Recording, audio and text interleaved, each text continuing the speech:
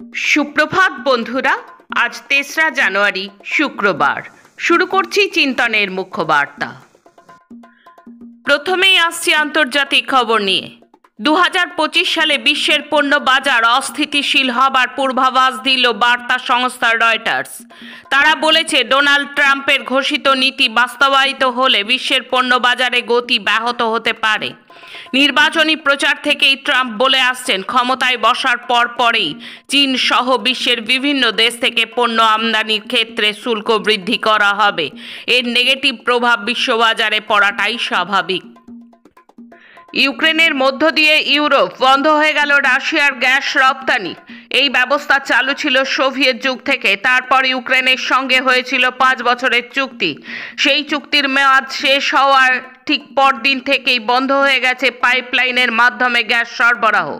ইউক্রেনের জ্বালানি মন্ত্রকের মন্ত্রী গতকাল বলেছেন, জাতীয় নিরাপত্তার স্বার্থে ইউক্রেনের ভেতর দিয়ে রুশ গ্যাস পরিবহন বন্ধ করা হয়েছে 1 জানুয়ারি থেকে। নববর্ষের প্রাক্কালে অন্ধকারে ডুবে গেল দ্বীপ রাষ্ট্র পুয়ের্তো রিকো। দেশটির প্রায় 90% অর্থাৎ 15 লাখ গ্রাহক বিদ্যুৎহীন হয়েছেন। এই দ্বীপটির প্রধান বিদ্যুৎ সরবরাহকারী সংস্থা লুমা এনার্জি, যারা আমেরিকার মূল ভূখণ্ড থেকে বিদ্যুৎ সরবরাহ করে, তাদের প্রতিনিধি এই তথ্য জানিয়েছে।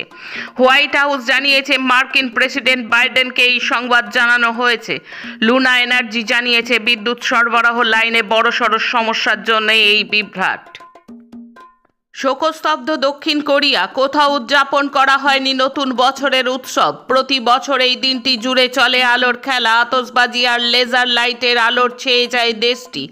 এবার চিত্রটা অন্যরকম। ভয়াবহ বিমান দুর্ঘটনায় 179 জনের মৃত্যুতে দেশ জুড়ে নেমে এসেছে শোকের ছায়া।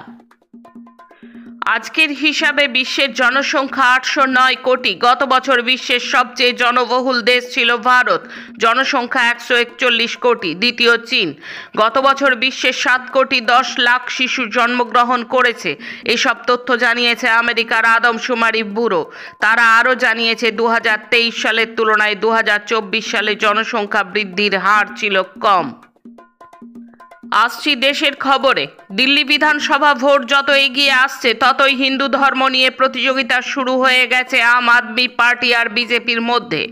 একদিকে দিল্লির লেফটেন্যান্ট গভর্নর অহিন্দু বৌদ্ধ মন্দিরগুলি ভেঙে ফেলার কথা বলছেন, দিল্লির মুসলিমদের নামে রাখা রাস্তার নাম পরিবর্তন করার কথা বলছেন। তখন আম আদমি পার্টি সরকার হিন্দু পূজারীদের জন্য মাসিক ভাতা 18,000 সাম্মানিকের ঘোষণা করছেন। এই প্রশ্নে অবশ্য বিজেপি বা আপ নেতৃত্বের কাছ থেকে কোনো ব্যাখ্যা পাওয়া যায়নি। কথার মায়াজাল বিস্তার করেও আর ঢাকা যাচ্ছে না বিজেপি চালিত ত্রিপুরার আইন শৃঙ্খলার অবনতির চিত্র। সরকারি তথ্যই বলছে, শুধু ডিসেম্বর মাসেই ত্রিপুরায় খুন 5, আত্মহত্যা 9, অস্বাভাবিক মৃত্যু 22, চুরি ছিনতাই 26, অপহরণ 4 এবং গার্হস্থ্য হিংসার ঘটনা ঘটেছে 8টি। আজ গণশক্তি পত্রিকার 59তম প্রতিষ্ঠা দিবস। গণ আন্দোলনের উত্তাল রাজনৈতিক পরিস্থিতিতে 1967 সালের 3রা জানুয়ারি সান্ধ্য দৈনিক হিসেবে গণশক্তির পথ চলা শুরু। 1986 সালের 1 মে দৈনিক পত্রিকা রূপে শুরু হয় মুদ্রণ। এই উপলক্ষে আজ সিপিআইএম কলকাতার প্রমোদ দাশগুপ্ত ভবনে এক আলোচনা সভার আয়োজন করেছে। বক্তা সূর্যকান্ত মিশ্র ও মোহাম্মদ সেলিম, সভাপতি বিমান বসু।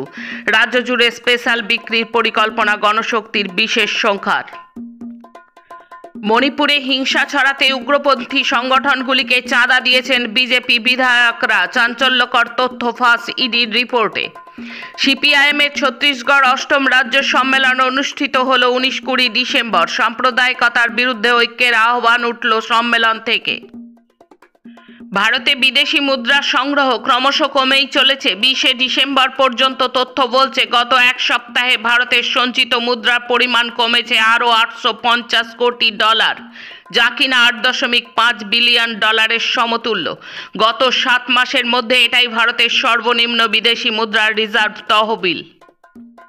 এখন রাজ্যের খবর। বিজেপির আসানসোল কাণ্ডের স্মৃতি ফিরে এলো। তৃণমূলের কম্বল বিলিকে কেন্দ্র করে হুলস্থুল কাণ্ড মালদহে। চূড়ান্ত বিশৃঙ্খলার মধ্যে পালিয়ে গেলেন তৃণমূলী উদ্যোক্তারা। নতুন বছরের প্রথম দিনেই খারাপ সংবাদ। Jadavpur Indian institute of chemical বায়োলজির 51 জন অস্থায়ী কর্মীকে ছাঁটাই করা হয়েছে বলে খবর পাওয়া গেছে। অভয়াকাণ্ডের বিচার চেয়ে এবার নবান্ন অভিযানের ডাক দিলেন আন্দোলনকারীরা। 16 জানুয়ারি তারা প্রথমে রানী রাসমণি রোডে অবস্থান বিক্ষোভ করবেন, তারপর নবান্ন গিয়ে ডেপুটেশন জমা দেবেন। নারী পুরুষ নির্বিশেষে রাজনৈতিক দলের মানুষদেরও পতাকা ছাড়া এই কর্মসূচিতে যোগ দিতে আহ্বান জানানো হয়েছে। ঘাটাল মাস্টার প্ল্যান নিয়ে এবার রাজ্য সরকারের কাছে রিপোর্ট তলব করল হাইকোর্ট। তৃণমূলের প্রতিষ্ঠা দিবসে তুমুল গোষ্ঠী কোন্দল ভাঙড়ে আক্রান্ত রক্তাক্ত হয়ে হাসপাতালে আরাবুল। এফআইআর করা হয়েছে শওকতের বিরুদ্ধে। ইংরেজবাজারে তৃণমূলের গোষ্ঠীদ্বন্দ্বে জেলা শহর সভাপতিকে লক্ষ্য করে গুলি। মুর্শিদাবাদের বেলডাঙ্গায় জনকল্যাণ ময়দানে সিপিআইএমের সাম্প্রদায়িকতা বিরোধী সমাবেশে মোহাম্মদ সেলিম সব সম্প্রদায়ের মানুষকে ঐক্যের বার্তা দিলেন। প্রসঙ্গত গত নভেম্বরের মাঝামাঝি এই বেলডাঙ্গাতেই সাম্প্রদায়িকতার উত্তেজনা ছড়িয়েছিল বিজেপি তৃণমূল। শেষে খেলার খবর।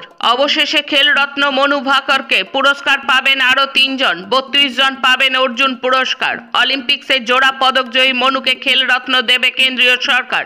সেই সঙ্গে হকি অধিনায়ক হরমনপ্রীত সিং, দাবাড়ু ডি গুকেশ এবং প্যারা অ্যাথলিট প্রবীণ কুমারও খেলরত্ন পাবেন। নতুন বছরের শুরুতেই দুরন্ত মোহনবাগান ঘরের মাঠে হায়দ্রাবাদকে 2-0 গোলে হারালো সবুজ মেরুন ব্রিগেড। নিজামের শহরের দলকে উড়িয়ে দিয়ে নতুন বছর শুরু করলেন শুভাশিস বসুরা। এই জয়ের ফলে 14 ম্যাচে 32 পয়েন্ট নিয়ে শীর্ষেই থাকলো মোহনবাগান।